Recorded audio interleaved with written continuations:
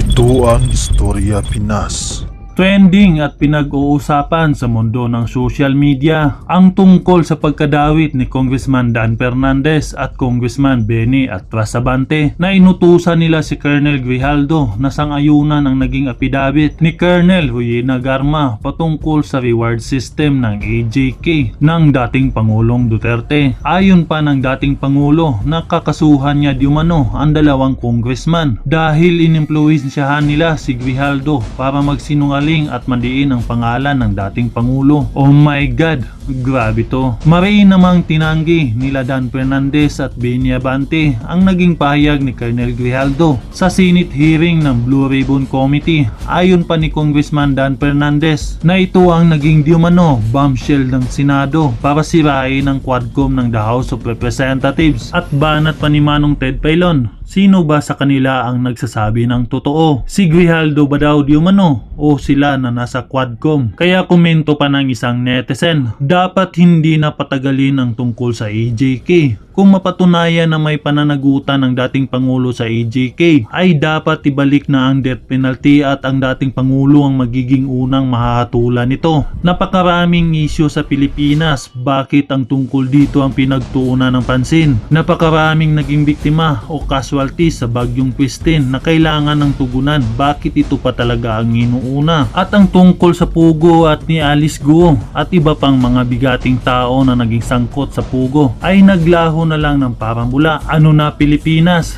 Kaya panoorin natin ang video. Meron pong pananaw na pwede bang itigil nyo na pareho ito? Paubaya, wag na sa komisyon kasi panibagong gasta yan, sa DOJ na mismo. Para po ang DOJ mangalap na po ng informasyon at kung matibay, isang pa na ang kaso. After all, yan din ang challenge po ng dating presidente. Kasuhan nyo na ako. Por Diyos po sa kapal ng muka. Ang dating lang sa akin bilang nanonood po at pangkaraniwang mamamayan na may mga ayaw kayong payagan na humarap sa kanila. Parang ganun po ang dating. Taking mga bad words, well, I think we have passed through that era Yung mga pagmumura, and we want to put back the moral decency, on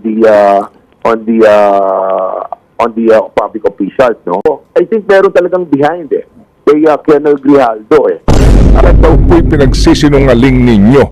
Si Grijaldo ho ba ay iimbitahan pa ninyo sa next hearing ninyo? So, nung nakiusap si Colonel Garma na kausapin si Colonel Grijaldo kasi nga kaibigan nga daw niya. So, yun nga, pinatawag namin doon sa may likod para at least malaman kung totoo yung mga sinasabi ni Colonel Garma about doon sa kanya affidavit. So, sinabi naman niya na wala siyang alam doon sa reward system. As a matter of fact, Manong Ted Vision, inibita namin si Grijaldo precisely doon sa General Barayuga case. Yung pagpatay kay General Barayuga dahil siya ang chief of police ng Mandaluyong. So, unfortunately, nagulat kami nang umakyat siya doon sa Senado at sinasabi nila na meron silang bombshell about doon sa amin. At ito pala yung bombshell nila. I think we're not giving so much importance doon sa ni Grijaldo. But unfortunately, meron siyang mga sinabi na coercion, harassment. Well, kung meron kaming ginawang coercion sa kanya, sa harassment, bakit hindi siya agad nagsalita? After nung sinabi namin yun, dahil naka-open na hearing kami. And nakakalungkot yun dahil nga I think nagagamit itong si Colonel Grijaldo. Why? Kasi unang-una, yun ang nga sinasabi ko na na-meet na namin to before pa lang ng Quadcom na kung saan hindi namin alam kasama siya ni Colonel Garma doon sa meeting na supposedly hindi naman siya kasama dahil may sasabihin nga daw na importante sa amin si Colonel Garma. But yun na nga, nangyari na yon at hindi na namin binigyan ng pansin yung usapan namin noon dahil sabi niya magsasabi siya ng totoo. But nung nandun na si Colonel Grijaldo, nabago na yung lahat. So, ngayon, nangyari na to, I think meron talagang behind kay Colonel Grijaldo Unfortunately, the venue doon sa ating pong sa Senado, it was used, para to discredit the Quadcom and my person. So, para lang mas klaro, kasi ang sabi niya, na siya daw po'y pinagsisinungaling ninyo. Paano ho niyo ba na-handle yung pakikipag-usap sa kanya dito po sa supposed to be nga pag-corroborate sa statement ni Garma? Briefly lang yun eh. Kasi sinabi lang ni Colonel Garma, may alam si Colonel Grijaldo about sa payment system eh. So, yun lang ang pinakita namin. Sabi namin, may alam ka ba dito about this sinasabi ni Garma na merong reward system? Naku, wala ako kami alam dyan. Yun ang sabi niya. So, hindi na kami nag-pursue. Kasi nga kami betting kasi binibet natin yan kung talagang totoo yung sinasabi. So, ito sa mga betting yan, si Colonel Grijaldo. But unfortunately, sinabi niya wala siyang alam. So, we stop. We stop right there. Opo. So, yan po ang inyong pahayag dito po sa sinasabi nga ni Grijaldo. Si Grijaldo ho ba ay iimbitahan pa ninyo sa next hearing ninyo? Yes, oo, iimbitahan namin siya. Kasi nga hindi pa nga tapos yung issue nung kay Barayuga eh. At doon siya involved dahil ipopulis siya noon. Tapos we are trying to find out yung mga report tungkol doon sa investigasyon nung pagkamatay sa Mandaluyong na kung saan siya ang chief of police. Yun ang issue niya eh. Kaya nga, nagtataka kami dahil nga hindi naman napapag-usapan na siya doon sa Kongreso, then suddenly andun siya para, well, basically, tirain yung Quadcom. Opo. So, ito hong si Grijaldo, kaya nga din po ito nabanggit, ano po, kung ating magugunita, dahil sa kwento po ni Garma nung una, kaya sa Mandaluyong daw mismo may instruction. Sino nagsabi nun na dapat mangyari yung krimen, walang galang lang po sa pamilya ng biktima, sa Mandaluyong? Kasi yung chief of police dito, kabatch ko. Di mo ganun ang kwento? Parang may ganon, pero hindi ko masyado exactly ma-remember, no? But ang pagkakaalam ko, si Colonel Grijaldo from Region 7, I think, na-transfer siya dyan sa Mandaluyong. And then yung assassination kay General Barayuga happened. Okay, sige po. So, kailan po ang inyong next hearing po, Congressman Dan? At ano po specific ang topic ito? Kasi nga Quadcom po kayo. November 6, Manong, EJK, saka, dangerous drugs. Dangerous drugs, saka, I think yan yung kila Jimmy Guban. And then yung Pogo as well. About doon sa immigration, yung paano nakapasok yung mga Pogo na to. Okay. Congressman, ano po ang inyong assessment po? Kayo ba'y nanood kahapon? Kung nanood po kayo, gaano kahaba na panood po ninyo? At anong parte ho ng hearing? Napanood ko yung tungkol doon sa, doon sa DDS na binanggit niya na nagtayo siya ng sariling DDS. Tapos yung in-encourage yung mga, yung mga kapulisan na encourage sila yung mga criminals to fight back. Medyo shocking sa akin yun eh. Medyo na-shock ako doon eh. Na ito yung paraan para ma-neutralize sila, ma-negate sila ng mga kapulisan. So, basically, kung titignan mo, merong may infusion eh. May infusion yung encouragement sa mga police na para to fight back. And isa pa, yung mga saying mga bad words, well, I think we have passed through that era eh. Yung mga pagmumura, and we want to put back the moral decency, on the public officials, during that time talagang naging parang ang dating natin lahat, ganon eh. But of course, sabi nga kapag a leader ka, everybody will follow, di ba? But this time, I think marami na nanonood ng mga Gen Z, ng mga kabataan, and they are talagang agas, sa mga ganong klase ng mga words. And ako, personally, kapag nangyari sa Kongreso yan, I will move to strike that out in the record of the Congress. Kasi nga, mababasa yan ng mga kabataan sa mga susunod na talinahin. Congressman, kahapon po sumipot si Muking, si Ma'am Irmina Espino. Kumusta po ang inyong imbitasyon sa kanya? Pero kahapon po in the Senate, siya po sumipot doon at pinagsalita. Yes. Kung sumipot siya doon, dapat sumipot din siya sa amin. Kasi very important siya. Dahil nga siya yung pinanggalingan ng pera papunta kay Peter Parungo.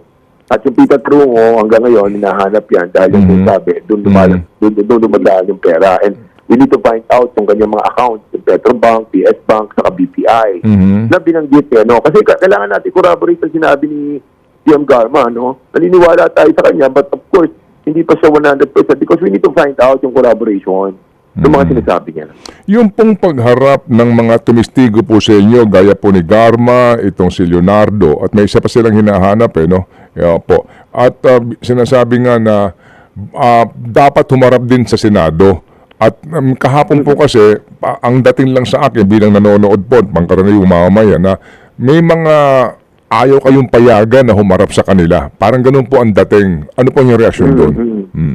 Well, ang mga nadinig ko lamang, no, si Garma, si Leonardo. Si Garma kasi matagal na niyang kino-complain yung kanyang yung kanyang esophageal, sabi, lahi daw nila yon So, hindi daw makalunok, sabi ng doktor namin, pagkain.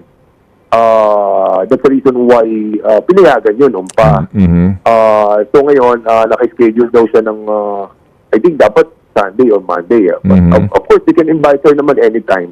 Yun naman kay Jimmy Guban na sinasabi, hindi ko alam that he was invited. Okay. But he was invited, then wala naman rin para hindi siya papunta.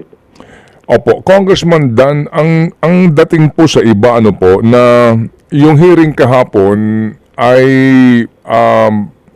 parang pabulaanan ang mga lumabas na informasyon sa hearing po na ginagawa ninyo. Ganun ba rin po ang inyo pong pananaw dito, gaya po ng sinasabi ng iba?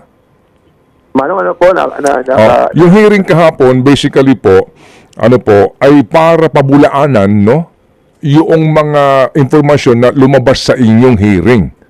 Opo, ganun po ang direksyon. Sa pananaw ng iba ang direksyon na naging hearing kahapon. Ano po inyong take doon?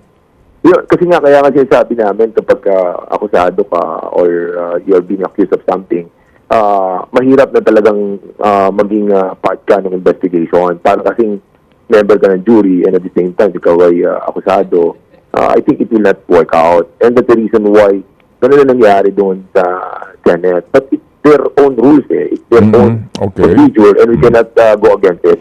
Pero ang sabi ho naman ng iba, kayo naman dyan sa House, yun din naman ang inyong agenda. Opo, na talagang dikdikin ang dating Pangulong Duterte, kasama po ang kanyang mga kaalyado, dito nga po sa issue on EJK. Ano po ang inyong take doon? Yun lang naman po sa amin kung yung mga nababalitaan natin dati, mga chismis about sa mga patayan, bayaran. Now na may nagsalita, we have to pursue wherever it takes us, as long as there are people na nagsasalita and na-corroborate. Remember, ang nagsalita ko na dito yung mga PPL. Kasi sinabi nila may binayaran sila ng tig 1 milyon. Nakatong pa yung 1 milyon, 3 milyon yun. Tapos it was corroborated by Warden Padilla, nila Jimmy Portalesa. Tapos corroborate niya yun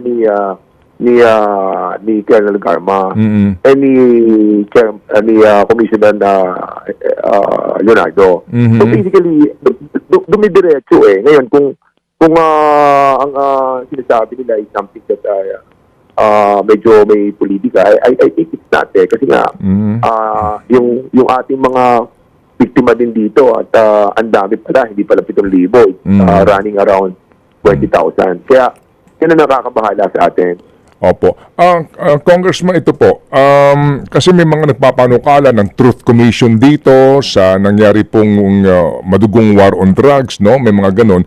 Pero ngayon po, 2 kapulungan ng Kongreso is exerting effort and consuming too much time, po sa gobyerno sa hearing na ito sa iisang subject matter. Meron pong pananaw na pwede bang itigil nyo na pareho ito, ipaubaya, wag na sa komisyon kasi panibagong gasta yan, sa DOJ na mismo. Para po ang DOJ mangalap na po ng informasyon at kung matibay, isampa na ang kaso. After all, yan din ang challenge po ng dating presidente. Kasuhan yun na ako. What do you think? Tama yun. Kasi nga, kung matatanda mo yung ating pong unang partial report, na kung saan nirekomenda na namin sa Solicitor General, yung preservation asset ng mga companies na hindi naman mga Pilipino, inano namin yung ginawa na po namin yan. And secondly, ito na, susunod na po natin yung tinatawag po natin mga report, mga partial report then about our recommendation.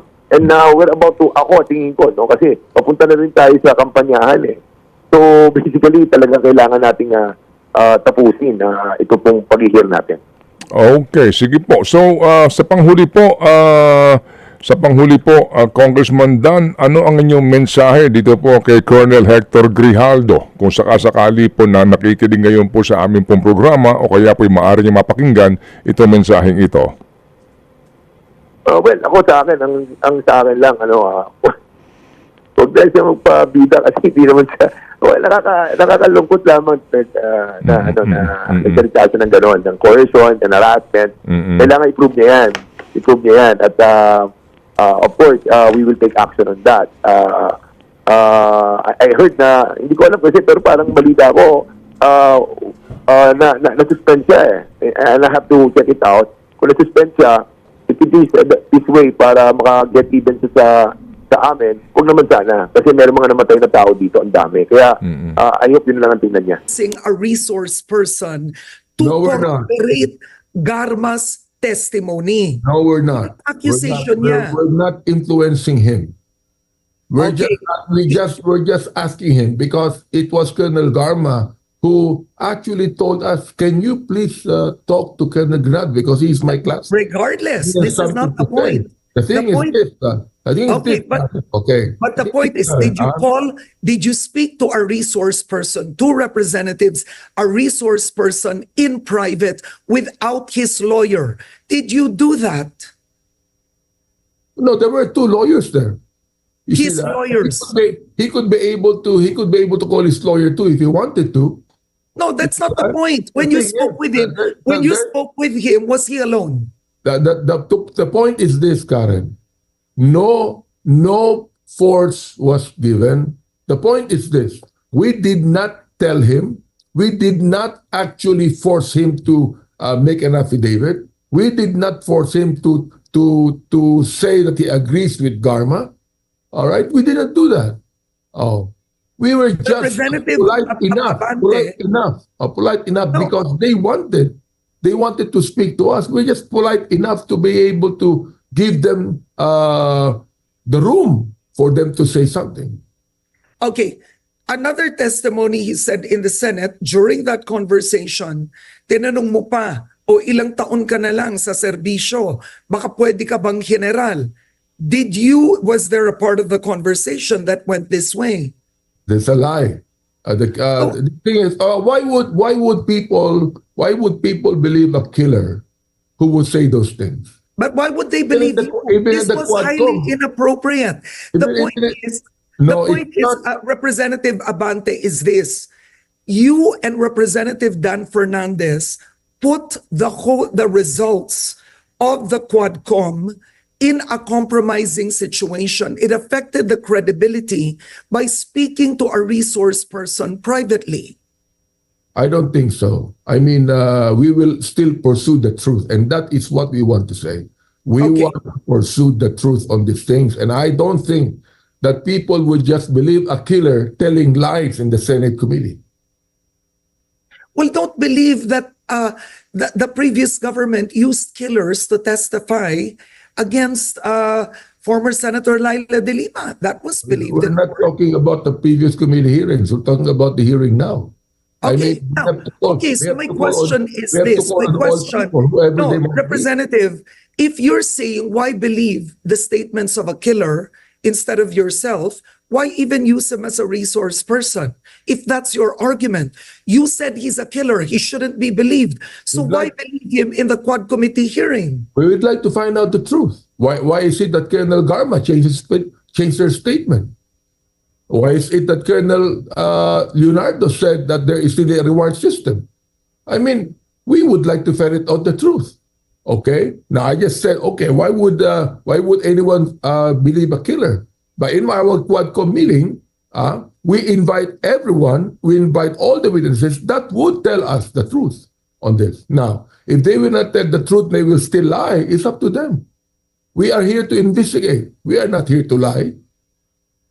At the end of the day, Representative Abante, why should the people believe now that what he told in the Quadcom hearing is true, that he knew of the reward system, and in the Senate, he would lie by saying that he was asked to confirm it That and is already, corroborate it. Karen, that is already expected. I mean, we know for a fact that anyone that would go to the Senate would perhaps,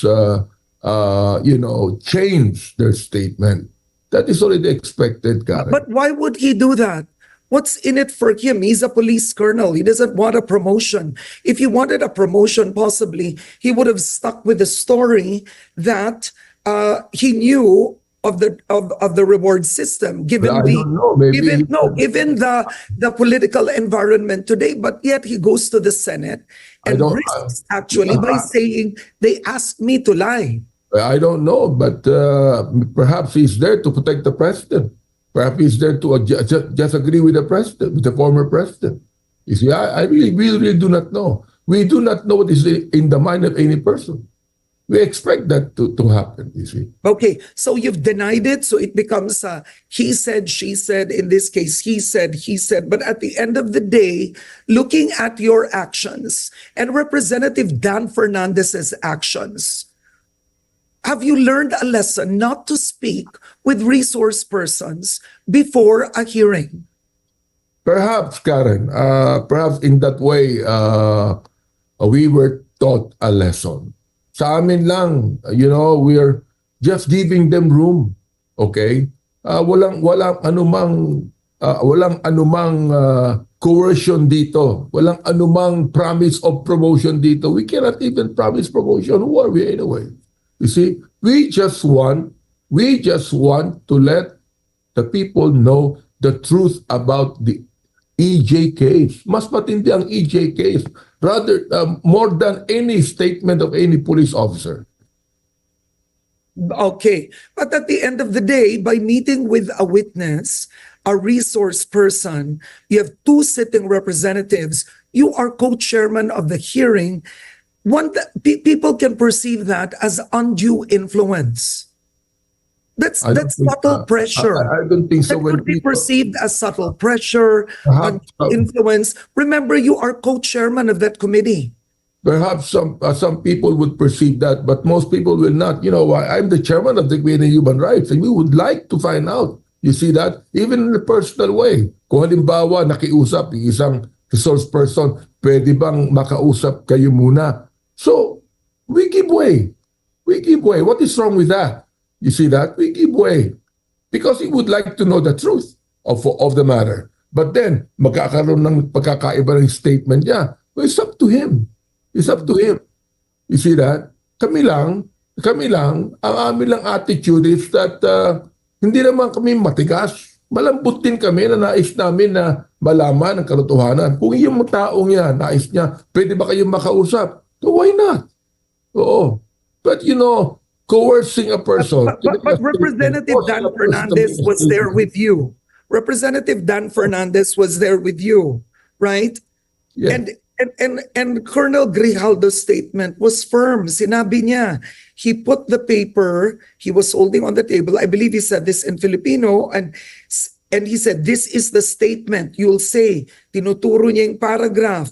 This is Colonel Garma's supplemental affidavit. Just say you know the reward system. Ikumpirma mo lang. Kumpirma mo to. Hawak yung papel. Why would he invent that story? Who invented, Karen? Why would Grijaldo invent that story? Okay. Well, I don't know about him. Perhaps you could be able to ask him, why would he invent that kind of a story? See? He might be protecting someone else. No, so you're saying Dan Fernandez did not do that? See, he is one of those that knew the killing of General Barayuga. Now, I do not know if anyone would just look at his statement. He was one of those that are accused in the killing of Barayuga. Yun dapat ang sinabi niya. I was not part of the killing of Barayuga. What he has said, you see? And the thing is this, kawawa naman si Colonel Garma. Colonel Garma has a change of heart. She had reflection and she said, I now would like to say the truth because the truth shall set me free. Ang nais lamang ni Colonel Garma is that perhaps you can talk to Colonel Ginaldo. He has a lot of things to say. But all of a sudden, he had nothing to say but go against the statement of Colonel Garma. But that's what I'm trying to say. That's what a resource person is. It depends, you know. It's a matter of, by looking for the truth, we can't influence them to speak one way or the other. Because now he claims, this is what he's saying. I mean, this is what he's saying in the Senate, that at first he refused Dan Fernandez, right? Sinabi niya wala siyang alam sa reward scheme. Tapos, kinausap mo siya pagkatapos. Tas dito mo na parang, this is where undue influence could be perceived or pressure. Sinabi mo daw, tinanong mo, ilang taon ka pa? Ilang taon ka pa ba sa PNP? Sabi niya, I still have 4 years before my retirement. Sinabi mo, you can still become a general. Doon niya sinabing, I'm content with my rank. Well, Kumbaga, it means if you say something that is pleasing to this administration, ganun ang dating, is baka maging general ka pa. Well, talagang mangyayari yan, Karen. I mean, people will always try to excuse themselves or give reasons para baka wala sila sa investigasyon, para hindi na maimbitahan yan, para, para bang, any investigation in the Senate or the House, hindi naman nakakatuwa yan sa kanila eh. All right? So they will do everything they can to excuse. Yeah. But I think there's a lesson here for two representatives. It's the issue of propriety and being beyond reproach. We ask our judges, we ask Supreme Court judges to be beyond reproach, not a hint, right? Not a hint of impropriety. So next time, what will change in how the Quad Committee holds its hearings? We are not a court, Karen.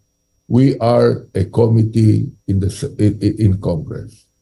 And we are just there to investigate and to ferret out the truth so we could be able to craft more laws to prevent those things happening again.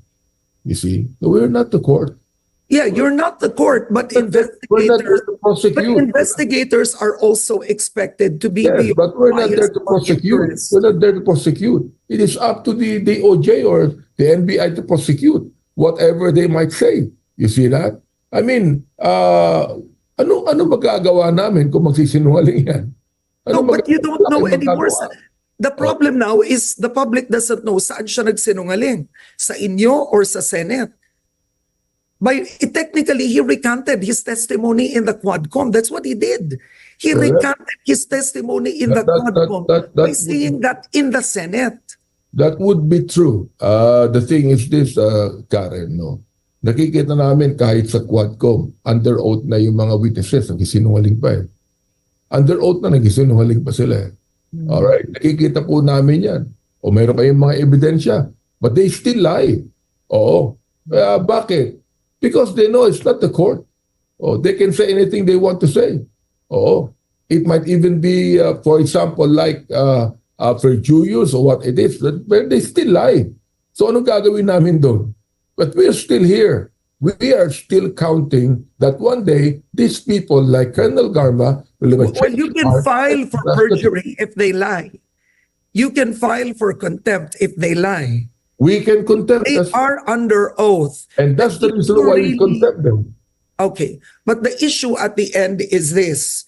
You will deny it. He insists on it. Dan Fernandez has denied it. But in the end, how will you proceed with future hearings of the Quadcom? We will still proceed, Karen, whatever happened.